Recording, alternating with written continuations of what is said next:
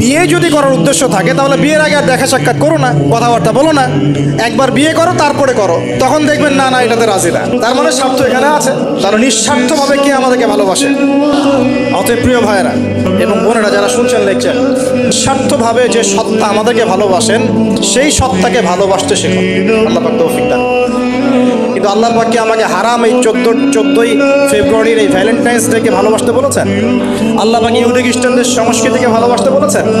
আল্লাহ পাক জেনা করতে বলেছেন? এই ফ্রি মিক্সিং করতে বলেছেন? আল্লাহ পাক পতিতালয় রাত কাটাতে বলেছে? গার্লফ্রেন্ডকে ফুল দিতে বলেছে? আল্লাহ রাব্বুল আলামিন কি বলেছে বিয়ের আগে শারীরিক সম্পর্ক করো? আল্লাহ পাক বলেছে যে আজকে সকালে সম্পর্ক করো, কালকে ব্রেকআপ, তারপর আরেকটা মেয়ের সাথে, তারপর আরেকটা ছেলের সাথে? আল্লাহ পাক ফোনে ফোনে এসব প্রেম করতে বলেছে? আল্লাহ পাক এগুলো হারাম করেছেন, বাস আমি করবো না, সিম্পল। নিজের প্রবৃত্তি অনেক কিছু চাইবে, নিজের প্রবৃত্তিকে আল্লাহর সামনে আত্মসমর্পণ করার নাম হচ্ছে ইসলাম।